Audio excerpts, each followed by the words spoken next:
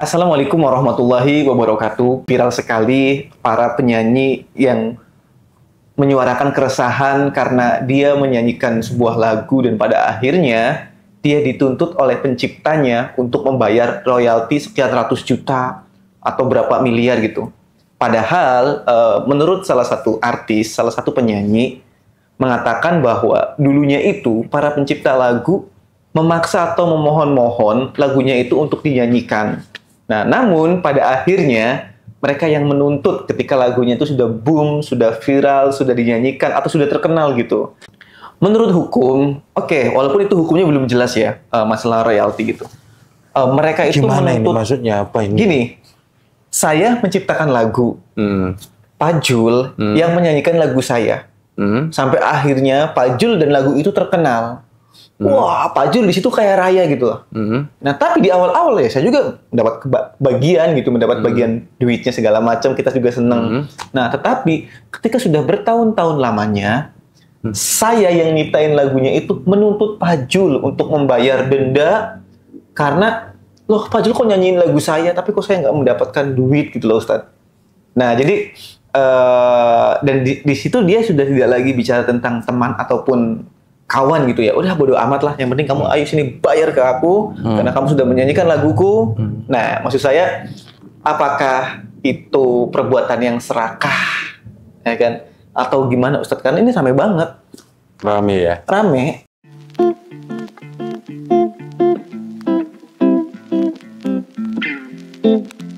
Ya, zaman memang semuanya kalau bisa dikapitalisasi. Right. Jadikan duit, jadikan harta.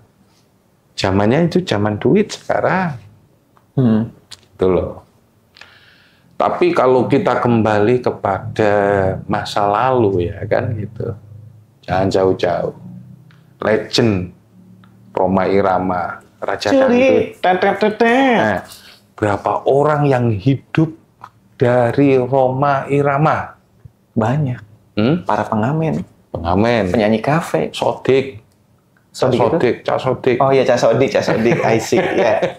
Ya kan? Terus kemudian ya banyak lah. Orkes dangdut sampai sekarang bisa bertahan. Bahkan penyanyi-penyanyi terkenal yang menyanyikan lagu Rhoma Irama. Itu bayar royalti nggak? Setahu saya, no. Mestinya kan Rhoma Irama berhak kayak gitu. Berhak, ya. Lalu apa bedanya Rhoma sama mereka-mereka yang menuntut royalti itu? Ya, bedanya adalah Rhoma Irama tidak menuntut itu, ya kan? Tapi mereka menuntut. Menuntut apa coba? Ya, saya mikirnya pertama menuntut haknya karena saya sebagai pencipta gitu ya. Tapi kan di situ ada hukum moralitas yang memang tidak tertulis gitu. Bahwa kita sudah dibantu lagunya dinyanyikan oleh mereka. Dan saya yakin Anda juga merasa bahagia, merasa kepuasan karena lagunya terkenal gitu. Menurut saya itu udah terbayar tuntas gitu. Ketika kita bahagia karena lagu kita dinyanyikan gitu. Namun karena kita serakah, akhirnya kita menuntut itu. Sudut pandang itu yang sudah berubah. Jadi dulu dengan sekarang itu udah berubah. Yes. Jadi ketika apa yang terjadi? Keserakahan. Karena enggak, ya kalau memang diomong kayak gitu ada serakahnya, tapi kan sebatas menyanyikan, membawakan karya, mengutip. Tapi kan itu dikomersilkan Ustadz sama penyanyi. Iya, dikapitalisasi. Buku ada copyright-nya. Ya. Mobil ada lisensinya. Franchise. Warung ada franchise-nya. Ya. Bahkan desain aja itu ada hak cipta. Nah, memang semuanya sekarang sudah dikapitalisasi. Tapi apakah seperti itu yang kemudian diajarkan oleh agama Islam? Seperti itu dah, apa gimana? Jadi begini, kalau orang itu ingin kemudian selalu mendapatkan pahala bahkan setelah orang itu mati, ya kan? Itu ada 3. Satu, doa anak yang soleh. Dua, satu, sedekah jariah atau wakaf. Yang kedua adalah anak soleh dan saleha. Anak soleh yang mendoakan orang tua. Yang ketiga adalah amal yang bermanfaat. Ilmu. Oh, ilmu yang bermanfaat. Ilmu yang dimanfaatkan oleh orang kita lain. Ngajar gitu ya. Atau kita sekarang bikin YouTube nih kayak gini. Ya mudah-mudahan. Iya. Ya meskipun lambat. Yes, kita niatnya memang bukan untuk cepet atau apa kan gitu ya. Nah, itu yang pertama kan gitu ya. Jadi ilmu yang bermanfaat. Kalau Anda punya ilmu, kalau Anda punya sebuah lagu itu ilmu bukan ya? Ilmu. Ya udah, pengetahuan kan, ya kan? Kalau Anda punya formula, kasihkan saja. Nggak usah bayar paten. Ajarkan saja, siapa tahu itu kemudian bermanfaat dan memberi solusi kepada orang-orang. Ya. Itu yang diajarkan Islam. Itu. Andai kata kemudian Quran itu ada patennya yang menjadi petunjuk seluruh umat manusia. Yang berhak mendapatkan paten itu adalah Allah. Karena Allah yang membuat, yang berfirman Al-Quran.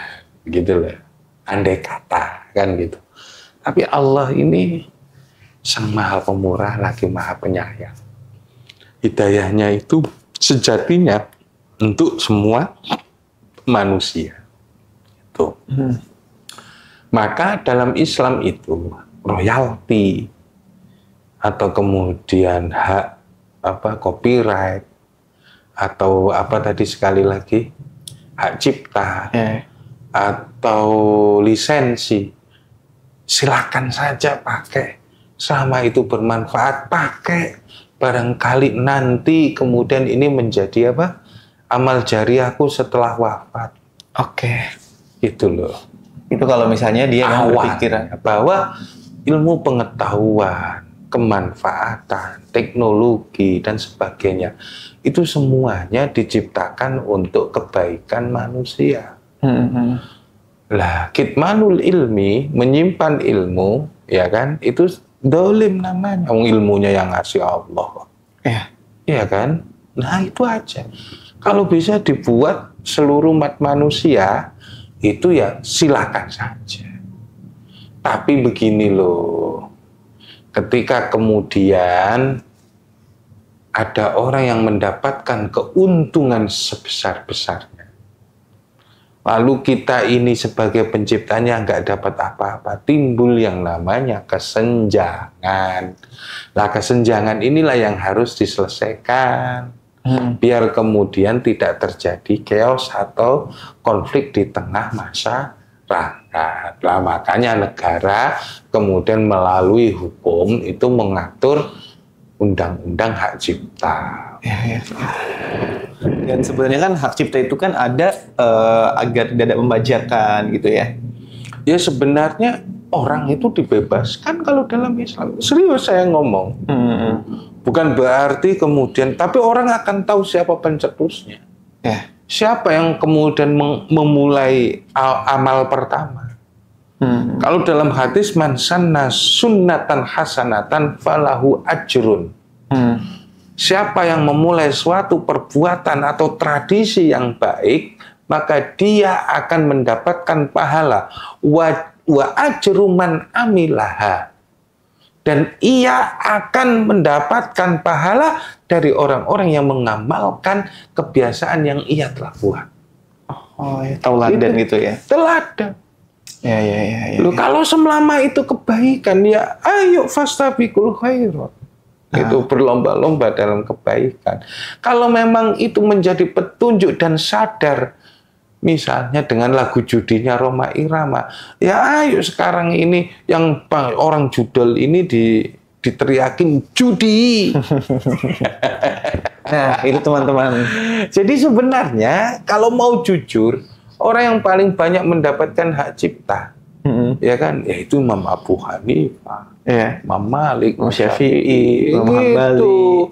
Yang mereka mencetuskan teori-teori hukum, gitu. Iya. Bahkan kayak Imam Ghazali ya, mereka menulis banyak kitab gitu ya. Kan gitu. Hasil buah karyanya dia. Tapi dia nggak peduli itu. Dia malah senang ketika buku ini tersebar luas sampai anak cucu kita gitu loh. Iya, sampai rancangan, kemudian kamera yang kita pakai ini, kamera yang kita pakai ini kan dari penemuan lampu, ya kan? Iya. Harus kita minta izin sama Thomas Alva Edison, ya kan, pencipta lampu. Andai kata dia Muslim, ya kan, niscaya dia akan menjadi orang yang paling banyak mendapatkan pahala. Loh, orang itu sekarang sudah bergeser pemikirannya dari seperti itu menjadi sebuah yang harus dikapitalisasi. Gitu loh. Jadi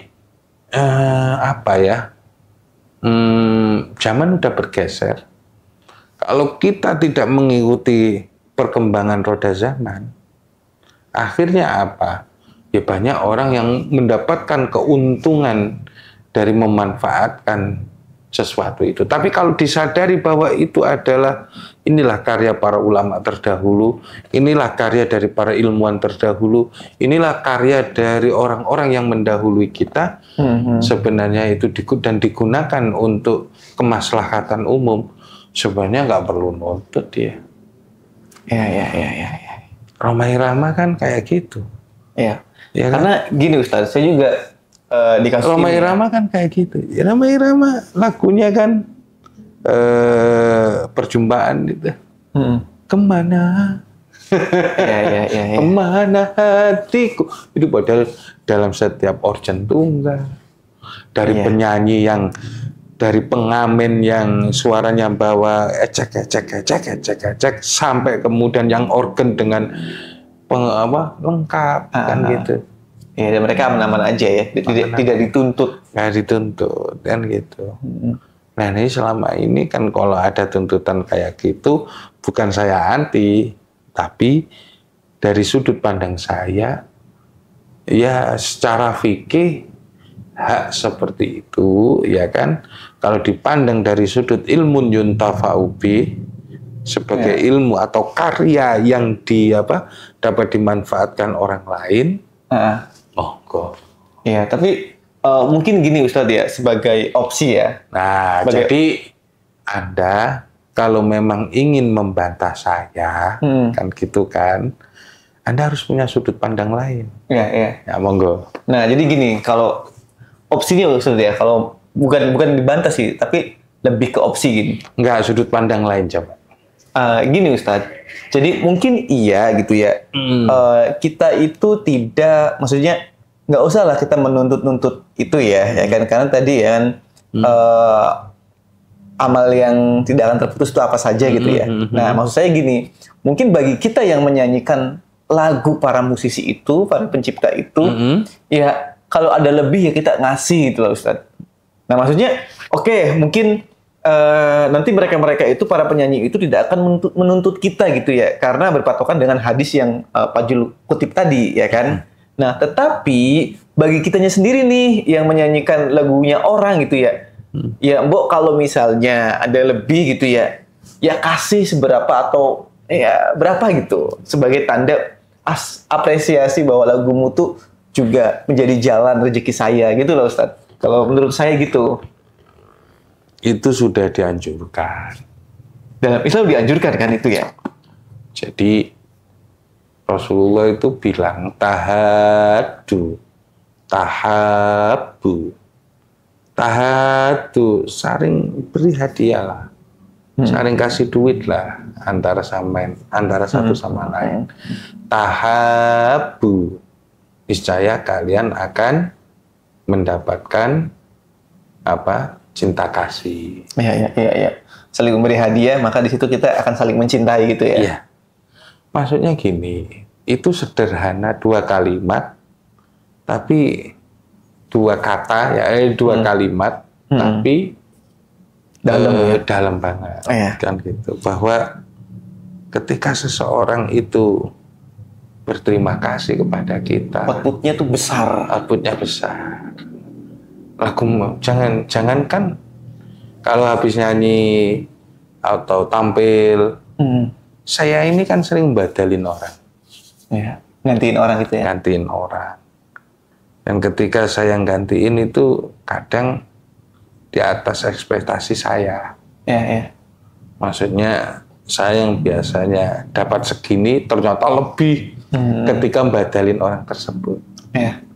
Akhirnya saya ya bersyukur gitu ya. Bersyukur. Nah, entah itu ngasih duit, entah itu ngajak makan, dan seterusnya. Ke orang tersebut. Oh iya. Jadi kalau ada lagi dikasihkan saya. Oh akhirnya. Nah, coba kalau misalnya Ustadz pelit gitu ya. Mungkin kalau ada lagi nggak akan dikasih. Jangan ke Ustadz Ajul lah, jangan. Ya itulah. Memang seperti itu. Jadi perlu kita kemudian itu tahabu. Sebenarnya kayak gini ini kan karena kecemburuan. Ya, munculnya hak cipta, munculnya apa, kan gitu ya kan? Iya, cemburu gitu ya. Cemburu yang ente yang gak kerja ngapa-ngapa kan gitu bener. Kan? Nah gitu kan? Ente yang kita dari dulu ngedit buku kan gitu kan? Ya. Sementara dia baru kemudian nyiptain satu judul langsung meledak kan? Tapi oke, gini Ustaz. Itu yang kadang membuat kita itu cemburu, padahal jalan hidup itu masing-masing. Iya. Tapi ini jujur ya Ustaz ya, podcast ini mungkin ini satu-satunya nih. Yang pertama yang membahas fenomena hak cipta, dan kita adalah yang pertama membahas ini. Biasanya mereka tuh selalu membahas tentang hukum, sedangkan hukumnya itu nggak jelas. Karena gini, kemarin ada Once, ya kan, dituntut sama Ahmad Dhani. Terus ada Lesti Kejora, dituntut sama anaknya salah satu musisi. Tapi pada akhirnya siapa? Rhoma Irama? Lesti Kejora? Enggak, tapi Rhoma Irama nuntut nggak? Bukan Rhoma Irama, bukan. Yang Rhoma Irama itu nggak mau kalau lagunya dibuat kebor. Iya. Gitu. Goyang gitu ya. Goyang ngebor. Iya sih. Gitu. Bukan kayak, oh iya, berarti Inul dong. Oh itu kasus lama ya. Kasus lama. I see. Tapi kalau misalnya dibuat nyari cari welcome. Kok nggak kayak gitu aja kan gitu loh. Iya. Iya, maksudnya gini Ustaz. Kalau misalnya pingin dapat pahala yang banyak dan bisa menghibur orang, ayolah ciptain lagu sampai 100 lagu, 200 lagu kayak Rhoma Irama itu 150 lagu. Dan hidupnya itu untuk musik. Lagunya juga boom ya. Ya, ini legend. Iya, legend. Raja dangdut ya. Tapi Ratu Dangdutnya Inul ya? Nggak tahu lah. Pak Jun dulu suka nonton goyang ngebornya. Tapi bener Ustaz, ini kita satu-satunya podcast untuk saat ini ya yang membahas permasalahan ini. Jadi silakan kalau misalnya ada dari sudut pandang lain. Sudut pandangnya itu kalau saya menggunakan ilmun yuntafa'u bi atau khairun nas anfa'uhum linnas. Ya. Mohon maaf, ada satu pertanyaan dilematis. Apa tuh Ustaz?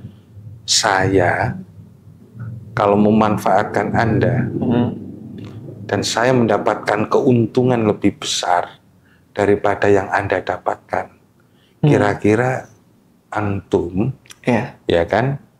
Antum sakit hati nggak kepada saya? Secara manusiawi aja. Ya, mungkin secara manusiawi ya, ketika kita berbicara tentang untung rugi, ya kan, biasanya orang lain tuh akan sakit hati. Ya kamu aja, ukuran kamu aja. Nah, kalau dari ukuran saya ya, no. Enggak ya? Enggak, karena ada yang melatar belakangi itu, ya kan? Ya sudah. Kedekatan, kebaikan. Terus kebaikan yang Anda lakukan kepada saya, yang sampai hari ini itu juga nggak saya lupakan. Kalau prinsip saya, selagi saya bisa dimanfaatkan oleh orang lain, silakan. Selama itu tidak membahayakan saya. Ya. Itu aja. Karena moto saya hidup saya khairun nas anfa'uhum linnas. Ya betul Ustaz. Ya udah, selama diri saya bermanfaat untuk orang, ya kan, orang umum, ya silakan. Betul. Entah itu saya kadang malah kemudian dimanfaatin ini, dimanfaatin itu, sementara di situ yang mendapatkan keuntungan yang lebih besar. Kalau saya ngelihatnya gini Ustadz, apa yang kita lakukan ya, itu kayak panggilan jiwa. Kenapa panggilan jiwa? Karena yang kita lakukan itu ya, kayak saya nih Ustadz ya, mungkin iya kalau misalkan mau dihitung-hitung. Iya Ustadz nih, enggak. Kalau misalkan Ustadz nih, ke saya itu sepertinya memprosir ya kan, saya seperti karyawan. Toh sorry kamu, aku nggak pengen ditanya kayak gini. Pokoknya kamu harus ada bunga-bunganya di sini ya kan. Nah terus ketika misalkan saya sibuk dengan pekerjaan terus nggak mau, pokoknya kamu itu, jadi jatuhnya itu bukan panggilan jiwa gitu bagi saya. Tapi ya praktiknya yang terjadi, kita keduanya kayak misalnya nih, Pak Jul tolong bikin tag video dong ya kan. Mohon maaf, sorry saya lagi sibuk. Oh yaudah nggak apa-apa. Sorry kenapa nggak diupload? Oh ya Pak Jul, mohon maaf saya lagi liburan. Dan kita, atuh ya wes. Jadi secara makro apa? Secara makro ya, apa yang kita lakukan itu tidak ada tekanan. Oh bukan itu. Gimana? Saya. Di dunia ini ada peran yang kita lakukan. Ya. Saya udah nerjemah sekian banyak dan memberi makan oleh orang banyak. Sementara saya cuma dibayar sekali putus. Kayak gitu adil nggak? No. Secara ini ya, secara hukum umum ya itu nggak adil. Sementara buku-buku yang diterjemahkan itu cetak ulang berapa kali? Iya, terus mengalir ya. Sedangkan si penerjemah itu cuma sekali 2 juta selesai. Tapi saya kemudian harus berhenti dan menuntut royalti yang berlebihan karena sudah dimanfaatkan? Enggak. Ya itulah. Khairun nas anfa'uhum linnas. Oke, teman-teman. Jadi ada peran yang kita lakukan, tapi kita tidak mendapatkan terus-terusan gitu ya. Iya, tapi kita ini harus ikhlas di situ. Iya. Nggak harus kemudian menjadi seseorang yang mendapatkan keuntungan paling besar, karena orang yang mendapatkan keuntungan yang lebih besar, tanggung jawabnya juga lebih besar. Ya, tekanannya lebih besar. Kadang kita juga tidak diciptakan untuk itu. Ya. Beda dengan bos yang memikirkan karyawan. Ya kan? Beda dengan orang yang lebih besar lebih di atas kita. Mereka tanggung jawabnya juga lebih besar. Jadi kita ini hidup dalam circle yang saling memanfaatkan satu sama lain. Ya. Itu aja. Kalau nggak gitu, dunia nggak jalan. Ya. Ini filosofi banget. Tapi dibahasakan dengan yang sederhana. Ya, betul. Kadang orang didolimin orang, itu agar dunia berputar. Ya. Yang polisi jadi nangkep maling, yang maling nyuri barang orang. Pada akhirnya ya, kayak gitu ya. Iya. Kita bicara tentang, betapa mirisnya, betapa ironisnya ada maling gitu ya. Tapi kalau nggak ada maling ya nggak ada polisi. Nggak jalan dunia ini. Nggak jalan. Nggak ada estafet gitu ya Ustadz ya. Jadi pandangan yang lebih besar itu akan menyampaikan kepada hikmah. Gitu loh. Ya, ayo kita perankan masing-masing kita. Ya. Peran kita itu ayo kita masing, dan kita ikhlas di situ. Oke. Saya pengen bilang gini teman-teman. Di sini kita itu tidak mengatakan, tidak mengatakan bahwa si Ahmad Dhani itu salah, si Once itu benar, atau sebaliknya. Bukan. Tapi kita mencoba mencari titik apa nih yang bisa kita bahas secara Islami. Dan tadi dokter juga membahas tentang hadis Nabi gitu ya. Jadi tolak ukurnya dari hadis Nabi tersebut gitu. Gimana Ustaz tadi mau ngomong apa? Iya. Jadi saya kira kan gitu. Sudut pandang saya, ini pribadi saya kan gitu. Terkait royalti, terkait hak cipta, itu kalau dulu nggak ada. Asal nyanyi aja ya? Ya asal kemudian bermanfaat bagi manusia, itu seneng. Itu loh, udah selesai.